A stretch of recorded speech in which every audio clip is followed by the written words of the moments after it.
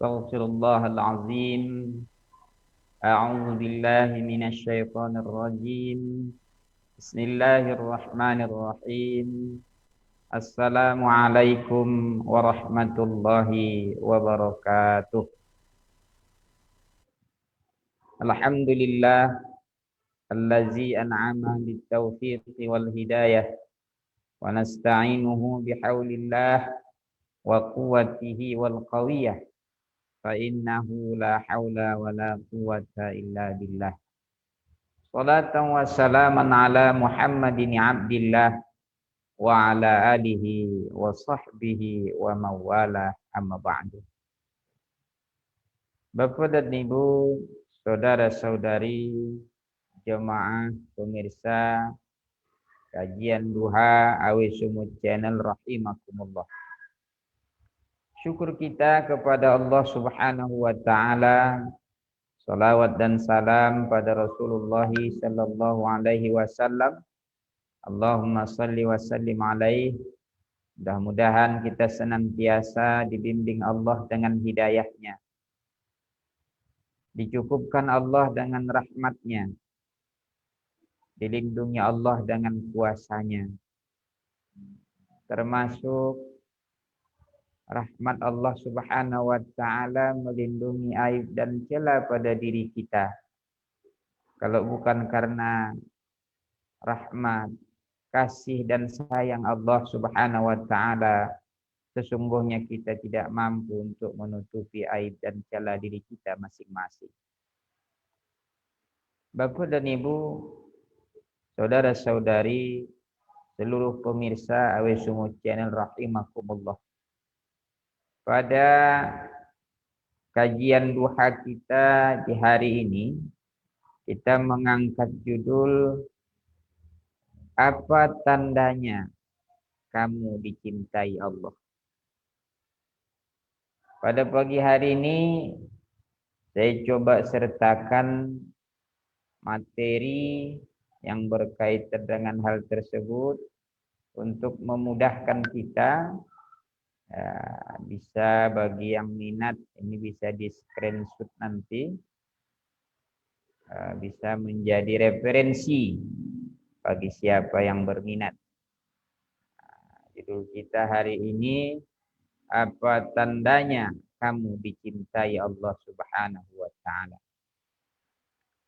Merujuk kepada hadis yang diriwayatkan oleh Al-Marruzi dalam Zawi'uz Zuhd, Ibnu Abi Syaibah, di dalam hadis riwayat Bukhari dalam Adabul Mufrad halaman 279 dengan sanad yang sahih. Rasulullah sallallahu alaihi wasallam menjelaskan, innallaha yu'tiyad dunya may yuhibbu wa man la yuhibbu wa la yu'til iman illa may yuhib. Sesungguhnya Allah memberi dunia pada orang yang Allah cintai maupun kepada orang yang tidak Allah cintai.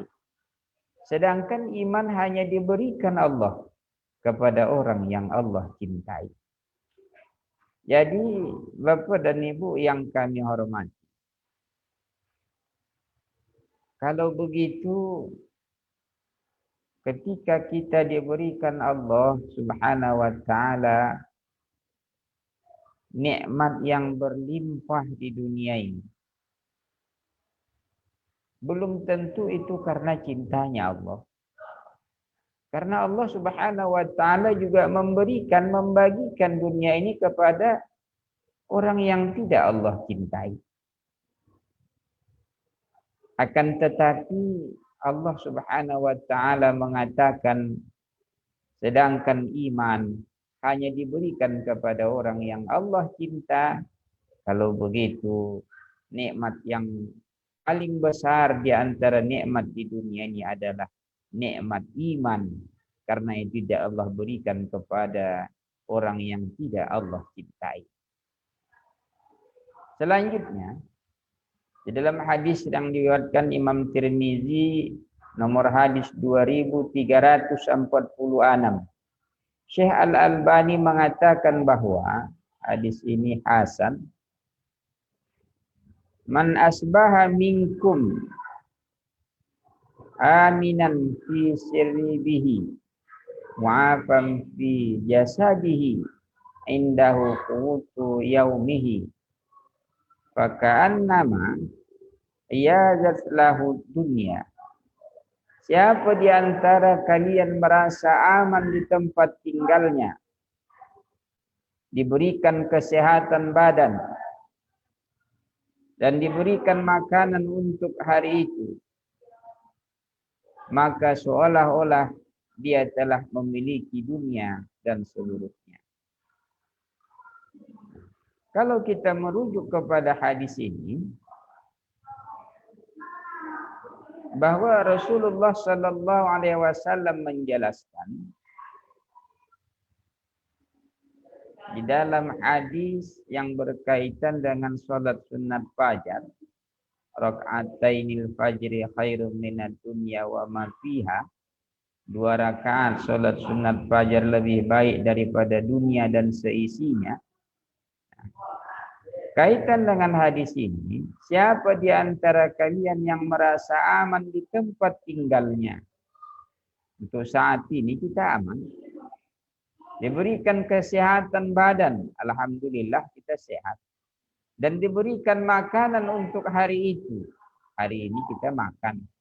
Maka seolah-olah dia telah memiliki dunia dan seluruhnya.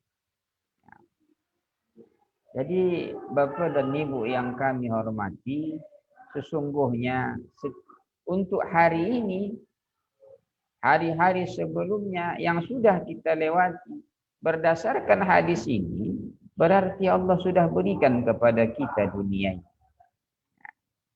Nah, tapi apakah Allah sudah mengangkat kita? Apakah Allah sudah mengelompokkan kita menjadi hamba yang dia cintai? Inilah yang ini kita lihat tanda-tandanya. Bapak dan Ibu, saudara-saudari, pendengar AW Sumut Channel yang kami hormati. Ada beberapa tanda ketika seseorang dicintai Allah Subhanahu wa taala. Salah satu di antaranya adalah dibukakan pintu amal soleh sebelum kematiannya. Rasulullah Sallallahu Alaihi Wasallam di dalam hadis riwayat Ahmad nomor hadis 2943.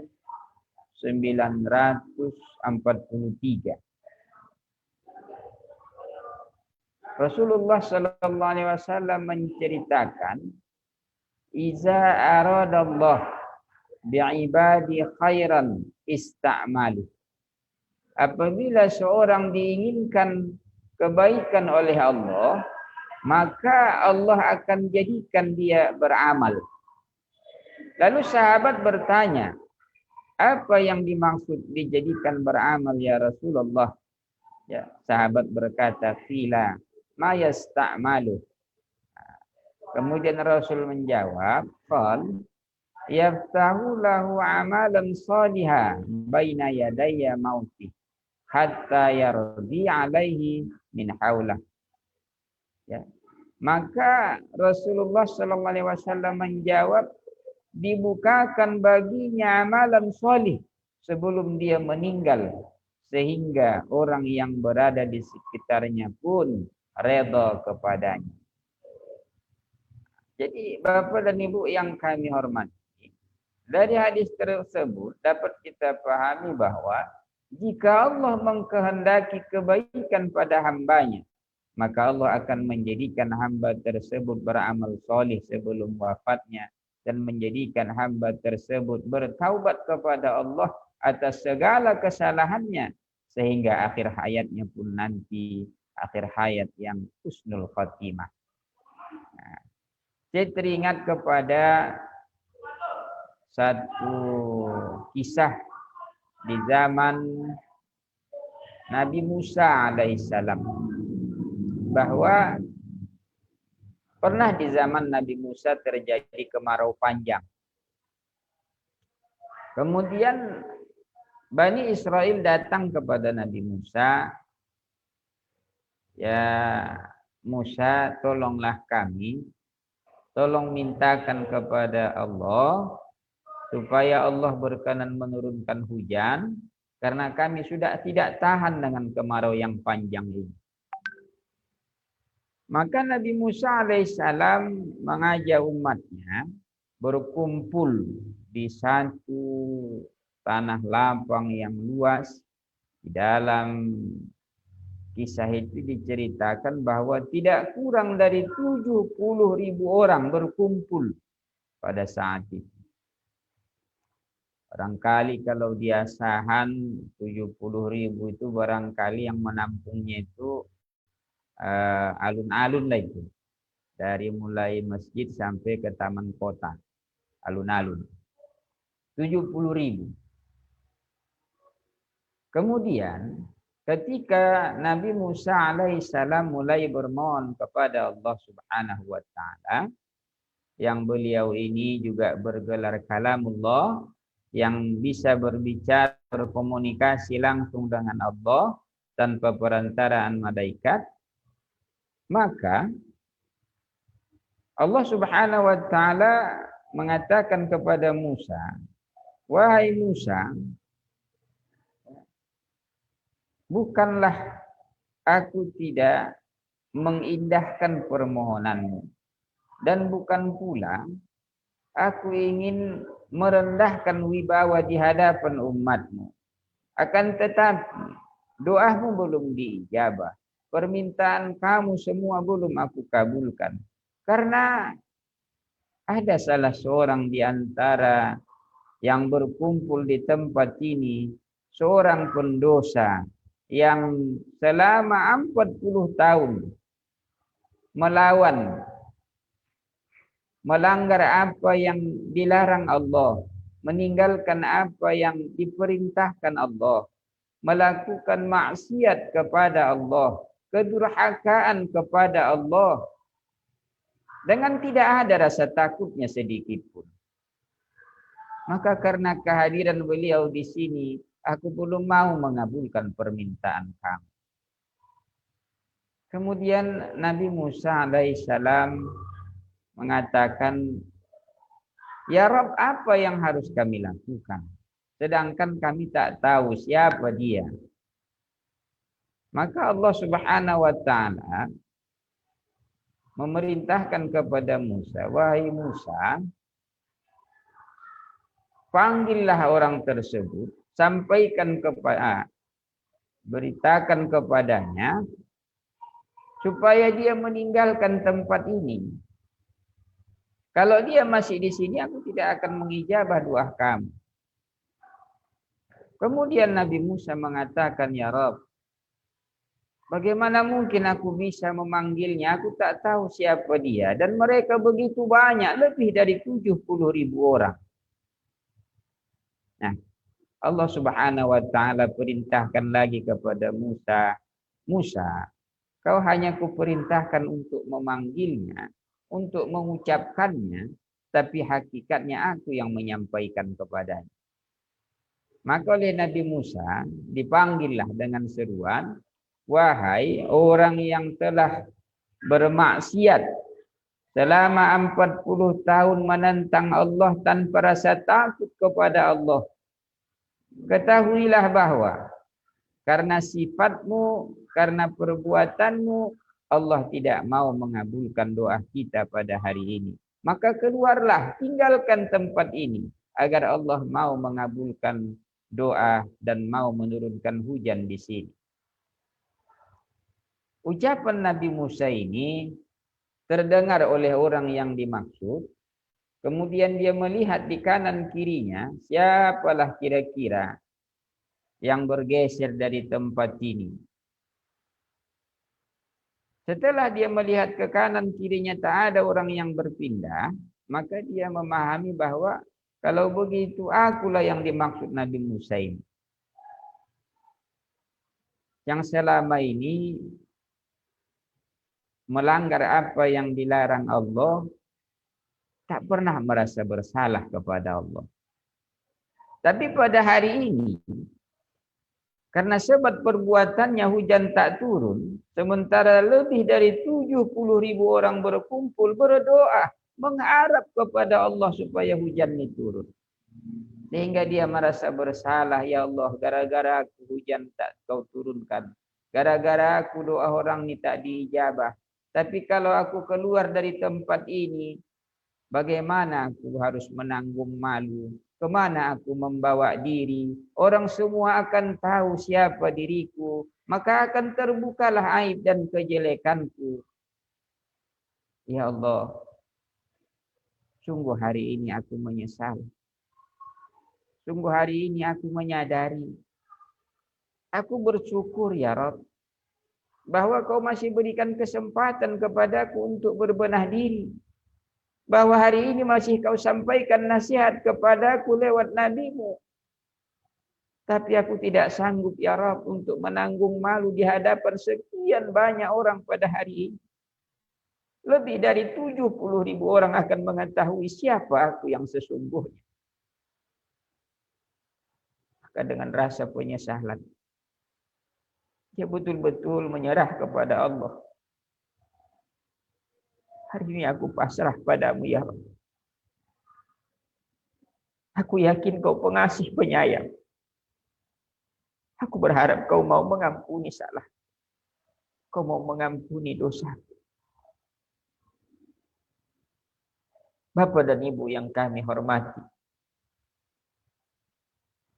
Ketika dia dalam penyesalan, berlinang air matanya jatuh menyentuh bumi. Ketika tetes air matanya mulai jatuh menyentuh bumi, maka terlihatlah perubahan pada alam. Mulai mendung berdatangan.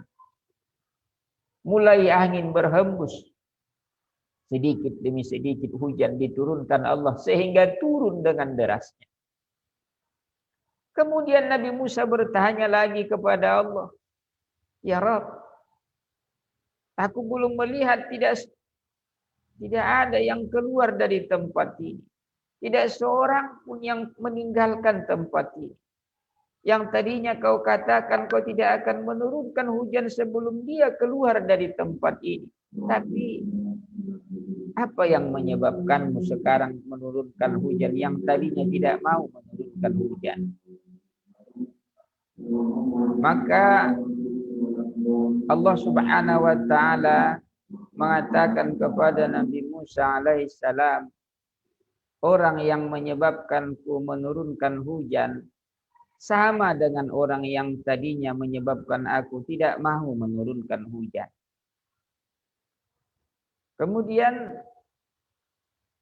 Nabi Musa alaihissalam bertanya lagi, ya Rabb, kalau begitu izinkan aku mengetahui siapa dia. Allah Subhanahu wa taala mengatakan kepada Musa, wahai Musa, 40 tahun lamanya dia melakukan maksiat, menentangku secara terang-terangan tanpa ada rasa takut sedikit pun. Tidak ada penyesalan di hatinya.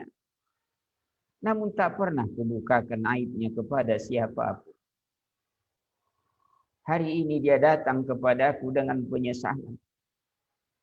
Hari ini dia menyerah kepadaku dalam ketakutan. Sebagai zat yang Rahman dan Rahim, yang Maha Pengasih, Penyayang dan Pengampun. Tak layak bagiku untuk membukakan aibnya. Sedangkan saat dia bermaksiat tidak kubukakan aibnya. Apalagi ketika dia bertaubat. Bapak dan Ibu, saudara-saudari, jemaah, pemirsa Wisumut Channel rahimakumullah. Ini salah satu tanda Allah Subhanahu wa taala masih cinta kepada seseorang. Dibukakan pintu amal soleh sebelum kematiannya sehingga dia melakukan pertaubatan dan taubatnya diterima Allah yang pada gilirannya dia akan meninggal dalam keadaan husnul khatimah. Inilah yang dapat saya sampaikan dalam kesempatan yang singkat ini. Mudah-mudahan lain kali dapat kita sambung. Nasrun minallahi wa fathun qarib wa basiril mu'minin. Assalamualaikum warahmatullahi wabarakatuh.